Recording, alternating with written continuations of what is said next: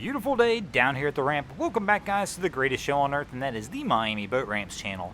I'm your host, Broncos Guru, in collaboration with our boy Wavy Boats, and it's another Wavy Guru Productions back at the ramp, and today we are visiting 79th. This little sea race making its approach. It looks like our captain's going to go ahead and make a turn in on 3. So, they're doing something a little strange for 79th. We've got Wifey setting some fenders out. And I know that may be normal at your boat ramp, but we don't typically use those here at 79th. Neither do we use lines. But I'm guessing if they're going with the fenders, they're likely going to try and pull some lines out as well. But I'm a little confused as to why they're doing it now. So there's a whole little no-wake section that you come out of Biscayne Bay into 79th. It's not terribly long, but I mean, if you started right when you started to make the turn in there, you should have fenders and lines deployed before you got to the dock. So this must be a new boat, because our cap's going to kind of hold off, it appears, on going to the dock until she's completely set and ready, which is nice. So, I mean, they're going to take the time to try and do this correctly.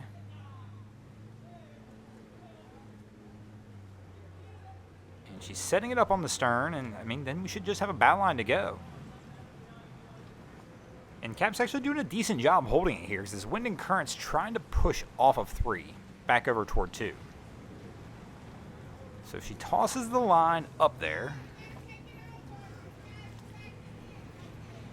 And she sees the same concern I see about that line just kind of sitting there. But, I mean, here she's touching the dock. So basically they're trying to just keep the boat off the dock. That's the primary concern.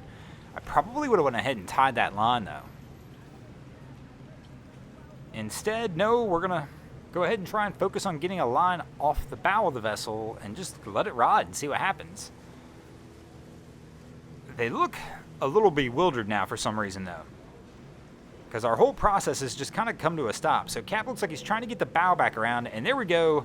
That stern line takes a swim. We kind of saw that one coming. She realizes that, and she's going to head back to the stern again. But here's where things are going to start to get interesting, because he's pushed this bow off. With the wind and current moving the way it is, they're going to have a tough time, I think, getting back over to 3 now. Somebody's going to either have to go for a leap or go for a toss around a pole, because he's kind of got himself just in a little bit of mischief here. I mean, they're off the dock now. He's going to have to come back in heavy with the bow, but they're being so cautious that I think it's going to be an interesting docking situation for sure. And we got a bunch of skis coming around now. Things are about to change. Let's just say that. So we got another ski. It appears it's going to try and sneak in behind them here on 3 as well. And I don't know if our cap, he should see him now.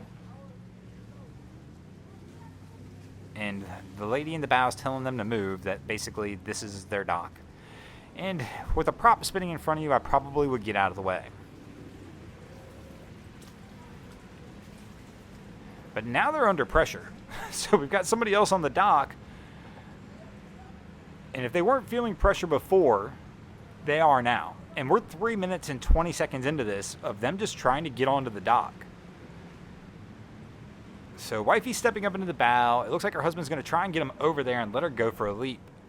She looks nervous, though. Oh, no, down, no! She looks okay. I just hope she's all right. Okay, she's got a smile on her face.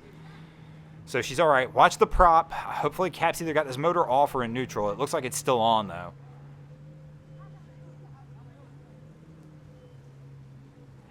You know, I mean, at least as she was swimming toward the stern of the boat, she had a smile on her face. And that's what boating's about, is having a good time. So it doesn't appear that she's hurt. And it appears that they're going to just go back to their method here of trying to get this thing onto the dock. But now there's skis everywhere now. I mean, the pressure's really on. They're now in a kind of a confined space. She's got her hand on the dock. She probably should go ahead and try and climb up there and let husband try and toss a bow line up. But of course now, rightfully so, she's probably nervous about trying to make any leap from this boat. So Cap, be careful putting this in gear with her on the stern. That's not the wisest idea.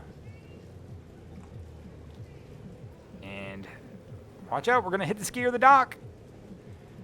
Uh-oh, now it's getting out of control. She better hang on to something. Wisely, she gets off the deck and sits down on the seat. But hopefully she's holding onto the line or something there as well. And Cap's going to have a little bit of a struggle trying to get this back over.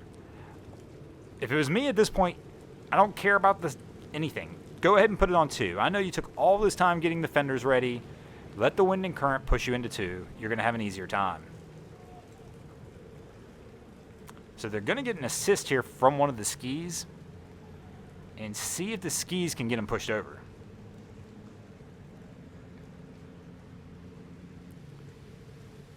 And Cap's got this thing in neutral. And it looks like he's going to toss a line off to the guy on the ski, and he's going to go ahead and toss that line up to his friend who's already on the dock that got off the other ski.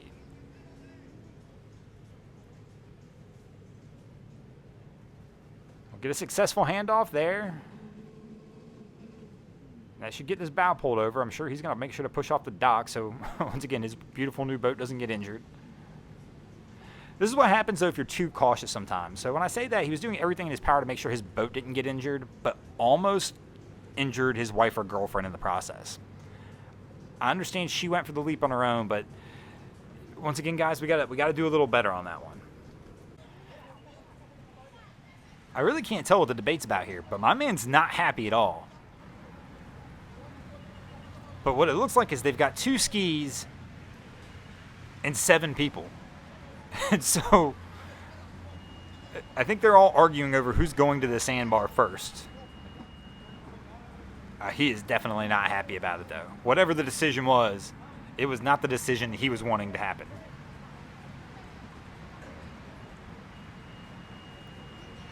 But the just I could catch, it sounded like they're going to the sandbar, and this kid said, "I'll come back and get you."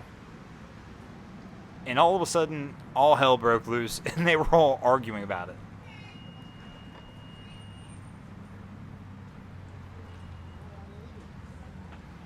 But our guy's going to sit there on the dock and just take it and watch his friends get out of here. But he's definitely, he's kind of sulking about it a little bit, man. I hate to say that, but I guess that's the disadvantage. If you've got 2 skis and 7 people, bro, somebody's going to have to sit it out.